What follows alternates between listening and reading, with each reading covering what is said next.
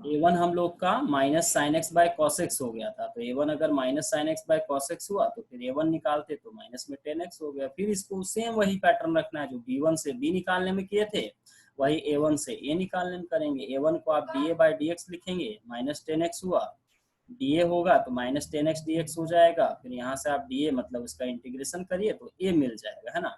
तो आपको याद होगा 10 का इंटीग्रेशन माइनस में log cos x होता था, तो इसलिए माइनस log cos x लिख दिए, तो a निकल गया। इसके बाद सिंपल है, जब a और b हमको मिल गया तो जनरल सॉल्यूशन में जाइए, y बराबर au प्लस b भी करिए, तो a हो गया log cos x plus c2, u हो गया आपका cos x प्लस b हो गया आपका x प्लस c1 और b हो गया sin x। इसको जब हम लोग आपस में सॉल्व करेंगे तो c2 cos x plus c1 sin x plus x sin x ऐसे कुछ आएगा, cos x log cos x इस तरह से आ जाएगा। तो ये जो मिल रहा है ये हो जाएगा इसका जनरल सॉल्यूशन, ठीक है। Yes sir. चलिए और एग्जाम्पल हम लोग समझ लेते हैं यहाँ से किताब से। D square y by d x square plus y is equal to 10x, ये हम लोग का क्वेश्चन है। D square y by d x square plus y is equal to 10x, same वही, ये भी लगभग आपका वही क्वेश्चन है। यहाँ भी आपका सेम देखिएगा, एक्सिलरी इक्वेशन जाइए, एम स्क्वायर प्लस 1 बराबर 0 होगा तो m square is equal to minus 1 होता, और जब स्क्वायर उधर जाएगा तो रूट बनेगा, रूट अंडर माइनस 1 को प्लस माइनस आई लिखते हैं। CF में जाते तो सेम CF आ रहा है, यहाँ देखिए cos x plus b sin x। इसके बाद आपको जो है ये जो मिला, यहाँ से u और v ढूंढ लेना है, u भी कितना हुआ, तो u हो गया आपका कौन cos x, v हो गया आपका ये v हो गया कौन sin x, ठीक है। a u प्लस b भी, इस फॉर्मेट में इसको देखना है। तो यहाँ से आपको u भी मिलता है, एक बार डिफरेंशिएट मार दीजिएगा तो u1 और v1 मिल जाएगा। और इसके बाद जो आपको u1 v1 और u भी मिला, इसको इस इक्वेशन में पुट कर देना है। दो इक्वेशन आपको याद रखना है, a1u प्लस b1 भी बराबर 0 और a1u1 plus b1 v1 is equal to r, ठीक। इसके बाद क्या किए देखिए, a1 cos x u का वैल्यू, b1 sin x हो गया v का वैल्यू बराबर 0, a1 u1 हो गया minus sin x plus b1 और v1 हो गया आपका cos x, इसको पुट कर दिया। और ये 10x कहाँ से आया, 10x हो गया आपका यही ना, यस सर। r लिख दिए। उसके बाद दोनों को आपस में सॉल्व करना है जैसे पिछला बार सॉल्व किए थे, और a1 निकल जाएगा मान लीजिए sin square x by cos x और b1 निकल जाएगा sin x। तो यहाँ देखिए b1 का मतलब हो गया db बाई dx। तो हम लोग जब sin x को इंटीग्रेट करेंगे तो याद करिए माइनस cos x होता था, और एक कांस्टेंट अपने से जोड़ देना है c1। फिर यहाँ a1 जो दिया है इससे a निकलेगा, तो a1 से a कैसे निकलेगा, तो a बराबर हो जाएगा माइनस में आपका sin square x by cos x। अब इसको इंटीग्रेट कैसे करेंगे, यहाँ से भी कर सकते हैं या नहीं तो फॉर्मूला लगा दिया। क्या फॉर्मूला लगाया देखिए, sin स्क्वायर x को cos स्क्वायर x माइनस 1 लिख सकते हैं, फॉर्मूला होगा ना।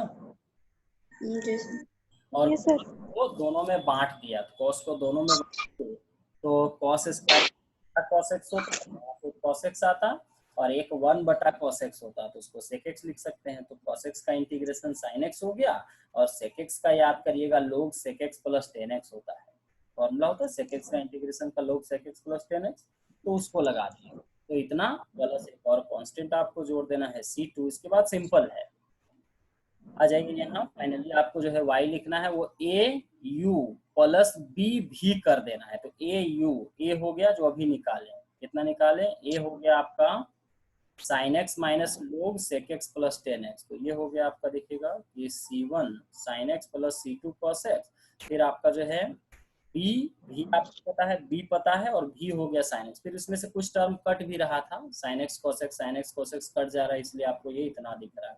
ये जो आएगा ये फिर फाइनल आंसर हो गया। सेम वही क्वेश्चन आपका दिखेगा, ये भी था 2 में, solve by method of variation of parameter the equation है जो हम लोग अभी जो एक क्वेश्चन बनाए थे वही है, बस यहाँ पर sec ax लिख दिया है, और हम लोग जो बनाए थे वहाँ sec x था, तो ये उसी तरह से बन जाएगा। इसको छोड़ दे रहे हैं, थोड़ा और एक क्वेश्चन लेते हैं हम लोग, मान लीजिए क्वेश्चन लेते 3।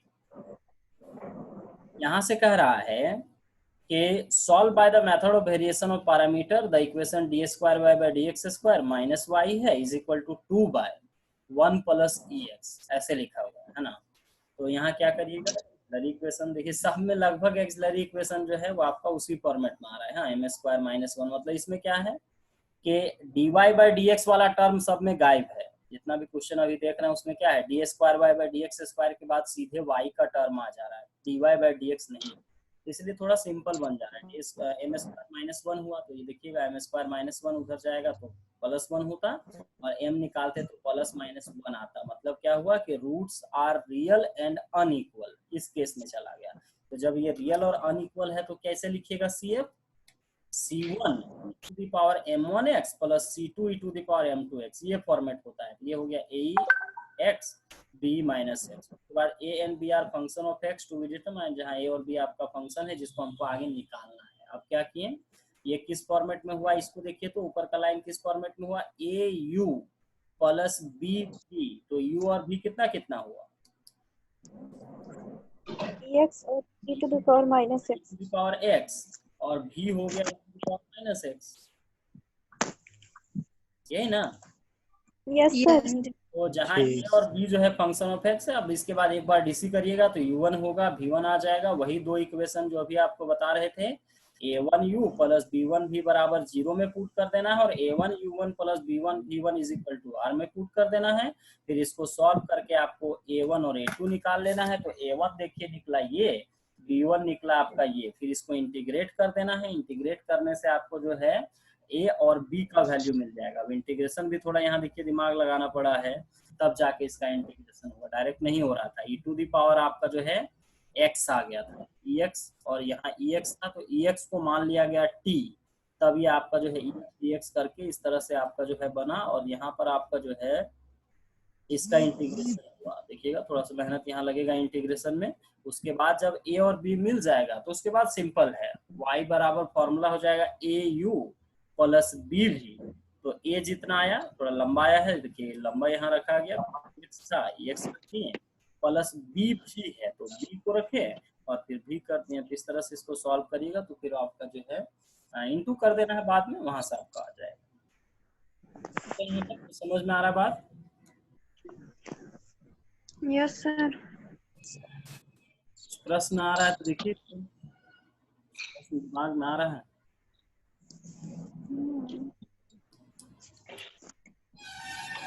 पहले CF निकाल ले रहे हैं हम लोग, है ना। स्टेप को अगर आप देखिएगा तो पहले CF निकालना है आपको, और CF निकल जाए उसके बाद आपको क्या करना है कि उससे U भी छांट लेना है। U भी जब सेलेक्ट हो जाए तो एक बार DC कर देना है, दो इक्वेशन है उसमें उसको पुट कर देना है, सॉल्व करके A1 B1 मिलेगा। अब A1 B1 को इंटीग्रेट करके AB मिलेगा, और AB मिला तो फिर आपको उसी फॉर्मूला में पुट कर देना है, AU प्लस BB का आंसर आ जाएगा, है ना। अब इसमें देखिए एग्जाम्पल को थोड़ा समझते हैं। इसमें अंतर क्या है कि यहाँ देखिए x square d square y by d x square, मतलब क्या हुआ कि अभी तक जो क्वेश्चन बना रहे थे वो कांस्टेंट कोफिशिएंट वाला था, आगे तरफ कांस्टेंट लगा था। यहाँ एक्स स्क्वायर एक्स इस तरह से आ गया, तो इस तरह का भी क्वेश्चन हम लोग बना चुके हैं पहले। एक्स स्क्वायर वाला याद करिए, जब एक्स स्क्वायर था d square y by d x square था तो इसको बोलते थे होमोजीनस इक्वेशन, और इसमें हम लोग माने थे कुछ, कैसे माने थे, एक्स को इजेड मानते थे तो जेड लॉग एक्स हो जाता था, और जहां x square d square y by d x square होता था उसको डी माइनस 1 इंटू वाई मानते थे, और जहां x d y by d x होता था उसको हम लोग जो है डी वाई मानते थे। इस तरह से करके कुछ पढ़े थे, याद करिए। ये उसमें जाएगा, तो पहले इसको कन्वर्ट करिएगा, कन्वर्ट करने के बाद फिर वो आपका जो है वही कांस्टेंट कोफिशिएंट में आ जाएगा, और जब फिर आपका उसमें आएगा फिर बनेगा उसी तरह से, और लास्ट में फिर चेंज करना होगा। लास्ट में क्या चेंज करेंगे कि ये जो बनेगा वो आपका z के फॉर्मेट में आएगा, और z के फॉर्मेट में आएगा तो फिर उसको हमको xy के फॉर्मेट में लिखना पड़ेगा। ये थोड़ा सा आपको जो है चेंज करना पड़ेगा। यहाँ देखिएगा a ez plus b minus z के फॉर्मेट में आएगा, तो जो ez है देख लीजिए, तो ez हम लोग कितना मानते थे, इस तरह में ez को हम लोग x मानते थे, तो यहाँ जगह फिर चेंज कर देना है, ax plus b by x हो जाएगा, क्योंकि e to the power minus z है, और माइनस z मतलब 1/x हो जाएगा। तो यहाँ जगह ही वो आपका बदल जाएगा, फिर वो आपका x के टर्म में आ जाएगा, और जब x के टर्म में आया तो फिर वही चलेगा, y बराबर ax प्लस bx हुआ। तो इसको कैसे देखिएगा, au प्लस b भी इसी फॉर्मेट में ना है, au प्लस b भी हुआ कि नहीं, u हो गया x और v कितना हो जाएगा 1/x, 1/x, तो उसके बाद फिर आपको जो है 1 टाइम डीसी कर देना है, 1 टाइम डीसी करके फिर उसको उसी तरह से आगे बढ़ा देना है, फिर से ए भी मिल जाएगा, ए भी मिलेगा, फिर सॉल्यूशन में पुट कर दीजिए, वहां से आंसर आ जाएगा। ठीक है सर तो सर इसमें एक्स स्क्वायर पहले है तो इसमें डिवाइड देके एक्स स्क्वायर नहीं हटाना है? नहीं, इसमें नहीं हटाना है। इसमें हम लोग कब हटाते थे, जब आपका उस फॉर्मेट को नहीं पकड़ता, जब दोनों में सेम पावर वाला चलता था ना, डी स्क्वायर हो उसके आगे एक्स स्क्वायर हो, जहाँ डी वाई डी एक्स हो उसके आगे आपका जो है एक्स रहे, तो वो एक अलग फॉर्मेट हो जाता था जिसको बोलते थे होमोजीनस इक्वेशन। तो होमोजीनस को बनाने का अपना तरीका है, तो उसको चेंज करने का जरूरत नहीं है।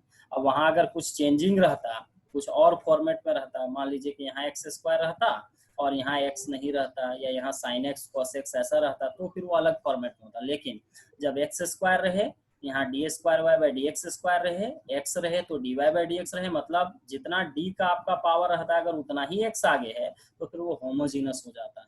यहाँ होमोजीनस का अर्थ ऐसा होता है। तो अगर इस तरह से होगा तो फिर उसको बनाने के लिए हम लोग इस मेथड को लगाएंगे। समझ गए बात को? जी सर। चलिए ठीक है, तो बनाइएगा इसको, जहां तक बनेगा देखिए। ठीक है, कुछ पूछना है क्या?